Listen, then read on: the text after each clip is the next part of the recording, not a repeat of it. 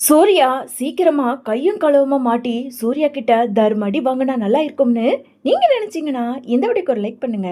வாங்க வீடியோக்குள்ள போலாம். ச்சே, நாம இவ்வளவு உஷாரா இருந்தோம். கடைசியில அந்த சூர்யா நம்ம கிட்ட வந்து பிளட் டெஸ்ட் எடுத்துட்டு போயிருக்கான். ஒருவேளை அவனுக்கும் நம்ம மேல சந்தேகம் வந்திருக்குமோ? சேச்சே, இருக்க வாய்ப்பே கிடையாது. ஏன்னா நாம தான் அந்த அளவுக்கு டிராமா பண்ணிருக்குமே. ஆனா எப்படி அந்த நந்தினி கிட்ட இருந்து நம்மளோட போனை மட்டும் எடுக்கிறதுன்னு தான் இப்ப யோசிக்கணும் அப்படின்னு சொல்லிட்டு இங்க ரஞ்சித் யோசிச்சுக்கிட்டு இருக்க அதே நேரம் அங்க சுந்தரவல்லி வீட்டுல இருந்த ஈஸ்வரியோட ஞாபகமும் இங்க ரஞ்சித்துக்கு ஞாபகம் வர உடனே அங்க ஈஸ்வரிக்கு போன் பண்றாரு. சொல்லுங்க கல்யாண மாப்பிள்ள, என்னால உங்களுக்கு ஏதாவது காரியம் ஆகணுமா அப்படின்னு சொல்லிட்டு ஈஸ்வரி கேட்க, ஹலோ ஆண்டி. ஆமா ஆண்டி, இப்போதைக்கு பேச நேரம் எதுவுமே கிடையாது. என்னோட போன் அந்த நந்தினி கிட்ட மாட்டிருக்கு. இப்போ அந்த போனை மட்டும் எப்படியாவது அவகிட்ட இருந்து நீங்க திருடி ஆகணும் அப்படின்னு சொல்லிட்டு ரஞ்சித் சொல்ல, என்ன மாப்பிள்ள, என்ன சொல்றீங்க? உங்க போன் நந்தினி கிட்ட இருக்கா? ஆண்டி, என்ன பத்தின ரகசியங்கள் அந்த போன்ல தான் இருக்கு. அந்த போன் மட்டும் எப்படியாவது அந்த நந்தினி கிட்ட இருந்து நீங்க திருடி கொடுத்தீங்கன்னா உங்களுக்கு எவ்வளவு பணம் வேணுமோ அதை விட டபுள் மடங்கு உங்களுக்கு நான் தரேன் அப்படின்னு சொல்லிட்டு இங்க ரஞ்சித் சொல்ல, அவ்வளவுதான மாப்பிள்ள, நீங்க மண்டபத்துக்கு கிளம்புங்க. இன்னும் கொஞ்ச நேரத்துல அவகிட்ட இருக்க போனை எப்படி திருடி எடுக்கணும்னு எனக்கு தெரியும். எனக்கு வேலை வந்துடுச்சு, நீங்க போனை வைங்க அப்படின்னு சொல்லிட்டு இங்க ஈஸ்வரியுமே போனை வச்சுட்டு கொஞ்ச நேரத்துல ஈஸ்வரி அங்க நந்தினியோட ரூமுக்கு போக, இன்னொரு பக்கம் அங்க நந்தினியும் அங்க சூர்யா இல்லாத நேரமா பார்த்து எப்படியாவது இந்த போன்ல கண்டிப்பா சார்ஜர் போட்டு இந்த போன்ல என்னதான் வீடியோ இருக்கு, அப்படி என்னதான் ஆதாரம் இருக்கு அப்படின்னு தெரிஞ்சுக்கணுங்கிறதுக்காக இங்க நந்தினியுமே தன்னோட ரூமுக்குள்ள சார்ஜர் போடுறாங்க. அண்ணே, அந்த நந்தினி சார்ஜர் போட்டுக்கிட்டு இருக்கா. அந்த அமெரிக்க மாப்பிள்ள இருக்கான்ல, அவன் என்ன தெரியுமா சொன்னா, நந்தினி கிட்ட இருந்து அந்த போனை திருடி கொடுத்தா பல மடங்கு பணத்தை கொடுக்குறேன்னு சொல்லியிருக்கான். அதனால இப்போ நமக்கு தேவையானது அந்த ஃபோன் தான். ஆனா அந்த போனை திருடி அப்படியே அந்த மாப்பிள்ளை கிட்ட கொடுக்க போறதில்ல.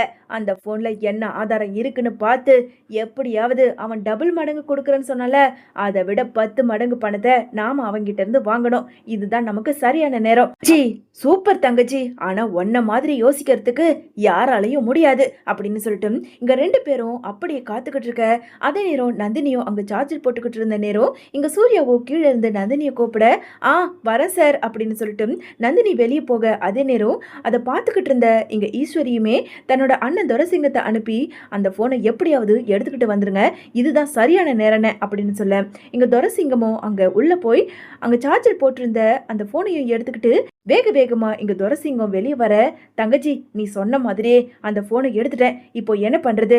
அண்ணே, இந்த போனை சார்ஜர் நாம போடுவோம், இதுக்குள்ள அப்படி என்னதான் இருக்குன்னு நாம கண்டுபிடிப்போம். ஆனா அதுக்கு முன்னாடி நாம இங்க இருக்க வேண்டாம், அந்த நந்தினிக்கு நம்ம மேல சந்தேகம் வந்துடும், நாம முதல்ல கிளம்பலாம் சொல்லிட்டு அங்க இருந்து ரஞ்சித்தோட போனை திருடிக்கிட்டு ஈஸ்வரியும் தன்னோட அண்ணன் துரைசிங்கமும் கிளம்பி போயிடுறாங்க.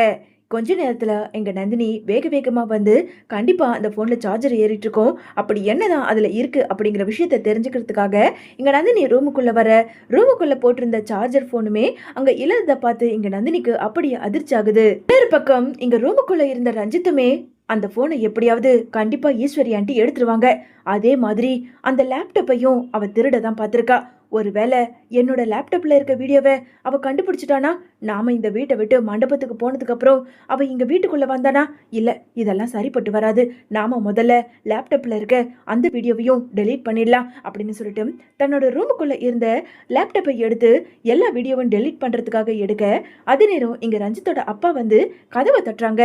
என்ன இது, இந்த நேரத்துல டேட் எதுக்காக வந்தாரு அப்படின்னு சொல்லிட்டு லேப்டாப்பை அப்படியே கட்டில் மேல வச்சுட்டு நேரா போய் கதவை திறக்க, டே ரஞ்சித், என்னடா பண்ணிக்கிட்டு இருக்க?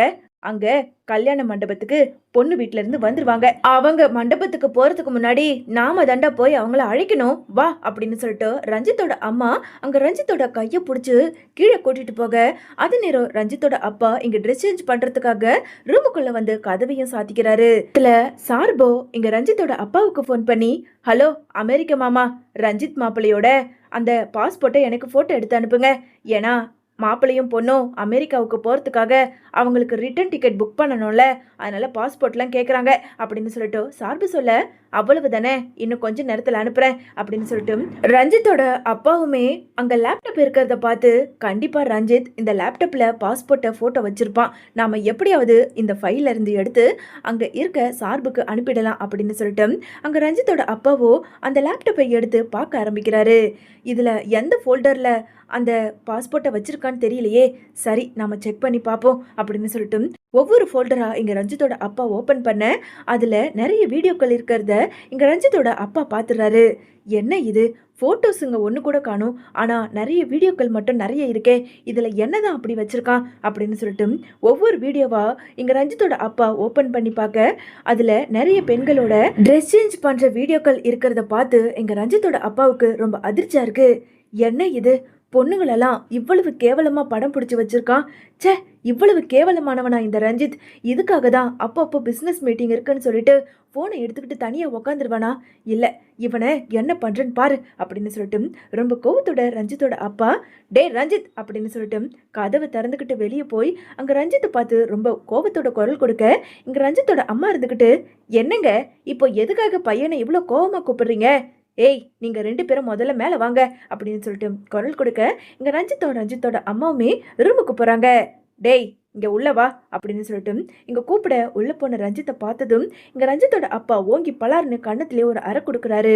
இதை பார்த்துக்கிட்டு இருந்த ரஞ்சித்தோட அம்மா வேக வேகமா போய் கதவை சாத்திட்டு, இப்போ என்னங்காச்சு, எதுக்காக என் புள்ளைய இப்படி போய் அடிக்கிறீங்க? இன்னும் கொஞ்ச நேரத்துல நாம கல்யாண மண்டபத்துக்கு போனோம், இப்போ என்னாச்சுன்னு கேட்டேன் அப்படின்னு சொல்லிட்டு ரஞ்சித்தோட அம்மா கேட்க, உன் புள்ள ஏண்டி இவ்வளவு கேவலமா இருக்கான்? என்னங்க, என் பையன் மேல என்ன குறை சொல்லிக்கிட்டு இருக்கீங்க? ஏய், உனக்குலாம் சொன்னா புரியாது, இந்த வீடியோவை பாரு அப்படின்னு சொல்லிட்டு அங்க ரஞ்சித்தோட அப்பா அங்க ரஞ்சித்தோட அம்மா கிட்ட அந்த வீடியோக்களை காட்ட அதை பார்த்து ரஞ்சித்தோட அம்மாவுக்குமே ரொம்ப அதிர்ச்சி ஆகுது. இதை எல்லாத்தையும் பார்த்துக்கிட்டு இருந்த ரஞ்சித்துக்குமே, ஐயோ, நாம லேப்டாப்பை எடுத்து வைக்காமையே கீழே போயிட்டுமா, கடவுளே, இப்போ நாம என்ன சொல்லி சமாளிக்கிறது? டேட், நீங்க நினைக்கிற மாதிரி இது என்னோட லேப்டாப்பே இல்லை டேட், என்னோட ஃப்ரெண்டு ரமேஷ் இருக்கான்ல, அவனோட லேப்டாப் டேட். யார்கிட்டடா போய் சொல்ற? யார்கிட்ட போய் சொல்ற? என்கிட்ட கையும் களவுமா மாட்டினதுனால எப்படியாவது என்கிட்ட இருந்து தப்பிக்கலான்னு சொல்லிட்டு இவ்வளவு ஒரு கேவலமான பொய்யை சொல்லிக்கிட்டு இருக்கியா? என்னால நம்ப முடியாது. எனக்கு தெரியாது, இது உன் லேப்டாப் தான், எனக்கு நல்லா தெரியும். ஏண்டா, எதுக்காக இப்படி பண்ண உனக்கு அசிங்கமா இல்லை? பொண்ணுங்கெல்லாம் தெய்வம்டா, இப்படி கேவலமா வீடியோ எடுத்து வச்சிருக்க அப்படின்னு சொல்லிட்டு ரஞ்சித்தோட அப்பா அங்க ரஞ்சித்தோட சட்டையை பிடிச்சி ஓங்கி பலார்னு கண்ணத்திலேயே அறை கொடுக்க, உடனே இதை பார்த்துக்கிட்டு இருந்த ரஞ்சித்தோட அம்மா இருந்துக்கிட்டு, போதுங்க, நிறுத்துங்க, இப்போ எதுக்காக இவ்வளோ சத்தம் போட்டு பேசிக்கிட்டு இருக்கீங்க? டேய் ரஞ்சித், என்னடா இப்படி ஒரு கேவலமான காரியத்தை பண்ணி வச்சிருக்க? உன்னை என் வயிற்றுல பெத்தன்னு நினைக்கும் போது எனக்கே அசிங்கமா இருக்கு அப்படின்னு சொல்லிட்டு ரஞ்சித்தோட அம்மா ரொம்ப கோவத்தோட பேசிக்கிட்டு இருக்க, உடனே ரஞ்சித்தோட அப்பா இருந்துக்கிட்டு, இங்க பாரு, இனிமே இந்த கல்யாணம் நடக்காது. என்னங்க, என்ன சொல்றீங்க? ஆமா, பின்ன இப்படி ஒரு கேவலமானவனுக்கு ஏன் தங்கச்சியோட பொண்ணை கல்யாணம் பண்ணி வைக்கிறதா? கிடையவே கிடையாது. நான் என் பையன் பார்த்துக்கிட்டு ஒரு பொண்ணோட வாழ்க்கையை கெடுக்கிறதுக்கு நான் தயாரா இருக்கவே மாட்டேன். இப்பவே சுந்தரவல்லிக்கு ஃபோன் பண்ணி இந்த கல்யாணம் நடக்காதுன்னு நான் சொல்லதான் போறேன் அப்படின்னு சொல்லிட்டு ரஞ்சித்தோட அப்பா சொல்ல, வேற வழி இல்லாம இங்க ரஞ்சித்தோட அப்பாவோட காலை பிடிச்சு ரொம்பவுமே கெஞ்சி மன்னிப்பு கேட்கிறாரு. டேட், மன்னிச்சிருங்க டேட், ஏதோ தெரியாம அவசர புத்தியில இப்படியெல்லாம் பண்ணிட்டேன், என்னை மன்னிச்சிருங்க. இந்த கல்யாணம் நடந்தே ஆகணும், சுரேகாவை நான் உண்மையாலுமே காதலிக்கிறேன் அப்படின்னு சொல்லிட்டு ஒரு பொய்யான நாடகத்தை நடத்த இதை பார்த்துக்கிட்டு இருந்த ரஞ்சித்தோட அம்மா இருந்துக்கிட்டு, என்னங்க, நம்ம புள்ளதான் செஞ்சு தப்ப உணர்ந்துட்டால, இனிமே அப்படியெல்லாம் இருக்க மாட்டான். இந்த கல்யாணத்தை நிப்பாட்டிடாதீங்க, என் பையன் வாழ்க்கையே நாசமா போயிடும். இவ்வளவு தூரம் வந்து கல்யாணம் வரைக்கும் போய் கடைசியில நம்ம பையனோட கல்யாணம் நின்று போச்சுன்னா அக்கம் பக்கம் இருக்கவங்களாம் நம்மளை கேவலமா பேசுவாங்க, வந்திருக்க சொந்தக்காரங்களாம் காரி துப்பிட்டு போயிடுவாங்க. என் பையனை மன்னிச்சிருங்க, தயவு செஞ்சு உங்க தங்கச்சி சுந்தரவல்லி கிட்ட மட்டும் இந்த விஷயத்த சொல்லாதீங்க அப்படின்னு சொல்லிட்டு இங்க ரஞ்சித்தோட அம்மா சப்போர்ட் பண்ணி பேசிக்கிட்டு இருக்க, உன் பையனதோ நீ அவனுக்கு சப்போர்ட் பண்ணி பேசிக்கிட்டு இருக்கியா?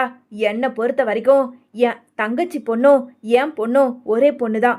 அதனால இப்படி ஒரு கேடு கெட்டவனுக்கு நான் கண்டிப்பா என் தங்கச்சி பொண்ணை நான் கல்யாணம் பண்ணி வைக்கவே மாட்டேன்.